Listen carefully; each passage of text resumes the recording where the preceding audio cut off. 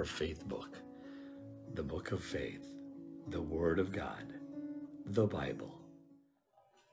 Magandang gabi po sa kanilang lahat. Ako ay nagpapasalamat sa Panginoon sa pribilehiyo na ibinigay niya sa akin ngayong gabi na mapagbahagi po sa ating FBK. So, ang tawag po natin sa John chapter 3, verse 1 to 8. Sabi po dito, may isang taong nagngangalang Nicodemus, isa siyang sa mga pinuno ng mga Hudyo at kabilang sa grupo ng mga Pariseo. So, si Nicodemus ay isang tagapagturo ng kautusan o sabihin natin siya rin siyang Sanhedrin na kung saan ay sa panahon natin ngayon siya ay combination of Supreme Court and Justice. So yun ang katungkulan ni Nicodemus. So nang gabi na yun ay pumunta siya sa Panginoong Jesucristo. At sinabi niya doon, nung siya ay pumunta sa Panginoong Jesucristo, sinabi niya kay Kristo na, "Guro, alam namin isa kayong tagapagturo na mula sa Diyos, dahil wala makagawa ng mga himalang ginagawa ninyo, malibang kung sa Kanya ang Diyos." So alam ni Nicodemo na nakita niya mismo ang mga miracles na ginawa ng Panginoong Jesucristo nung siya po ay nabubuhay pa, na kung saan ay hindi lingid sa kanyang kaalaman, na kung saan ay siya na mismo ang tumungo sa Panginoon Jesucristo para ipaabot sa kanya na kakaiba ang ginagawa ng Panginoong Jesucristo.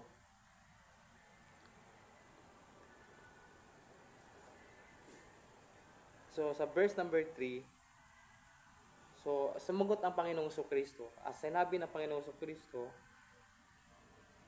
"Sinasabi ko sa iyo ang totoo, hindi mapapabilang sa karya ng Diyos ang hindi ipinanganak na muli." So ito po ay spiritual birth. Kailangan po ng tao ay maipanganak muli sa spirito. Isipin mo, si Nicodemo, alam niya ang kautusan, matalino sa Pentateuch o yung first 5 books, ang kautusan ni Moses. Ngunit hindi pa siya ipinanganak muli sa espiritu. So dito kailangan mahalaga po na may panganak muli, dahil sabi dito sa 4, nagtanong uli si Nicodemus, paano may panganak muli ang isang tao na matanda na? So physical ang kanyang pagkaunawa. Hindi siya pwedeng bumalik sa tiyan ng kanyang ina upang ipanak muli. So physical ang kanyang understanding, kung saan ay sinabi sa Panginoon Jesucristo na may panganak pa ba muli kung siya ay matanda na? Maaari ba siyang bumalik sa sinapupunan ng kanyang nanay para may panganak muli? So physical, literal ang kanyang pagkaunawa.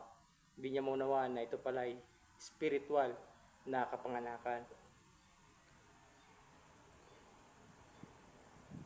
At sumagot ulit ang Panginoong Jesucristo sa kanya, "Sinasabi ko sa iyo ang totoo, hindi mapapabilang sa karya ng Diyos ang hindi ipinanganak sa pamagitan ng tubig at ang banal na espiritu." So lilinawin natin, ang tubig po dito is physical birth. So alam naman natin na pag ang nanay ay nagbuntis, siya po ay nasa panubigan, nakabalot sa tubig. So yun po yung tinutukoy po dito. So sabi dito, at banal na espiritu. So kailangan mo pong may panak sa espiritu para maunawaan ng tao ang salita ng Panginoon. Obserbahan niyo po yung mga hindi pa nakakilala sa Panginoong Jesucristo. Kahit anong pakinig nila ng salita ng Diyos, hanggat hindi sila naipanganak muli, hindi nila mauunawaan ang salita ng Diyos. Dahil wala ang leading gabay ng banal na espiritu. So sa verse number 6, ang ipinanganak sa pamagitan ng tao ay may physical na buhay, ngunit ang ipinanganak sa pamagitan ng banal na espiritu ay nagkakaroon ng bagong buhay na Spirit 1. So, babaguhin ng Panginoon ang mga ipinanganak muli sa Espiritu. Kaya huwag kang magtaka sa sinasabi ko sa iyo, kailangan ipanganak kayong muli. So, the importance na mahalaga po talaga sa isang tao na may panganak muli. So, paano ba may panganak muli? So, una, sabi sa John 1:12, na kung sino ang tumanggap sa Panginoong si Kristo ay binigyan ng karapatan na maging anak ng Diyos. So, ang step para may panganak muli ay una ay pagtanggap sa Panginoong Kristo bilang sariling Panginoon at sariling tagapagligtas. So, yun po yung unang hakbang para may panganak muli. Tanggapin siya ng buong puso. So, buong puso, ibig sabihin buong pagtitiwala. So, sa verse number 8, ang hangin ay humihip kung saan nito gusto. Naririnig natin ang ihip nito, ngunit hindi natin alam kung saan nanggagaling o saan pupunta. Ganon din ang sinong mang ipinanganak sa pamagitan ng banal na Espiritu. So, ang banal na Espiritu po, di ba natin siya nakikita? So, ang pinatukoy po rito is, dumadako ang banal na Espiritu sa mga taong tumanggap sa Panginoong Kristo. At pag tinanggap ng tao na yon ang Panginoong Kristo, siya ay may papanganak muli sa Espiritu. So, hanggang dito na lamang po, and to God be the glory.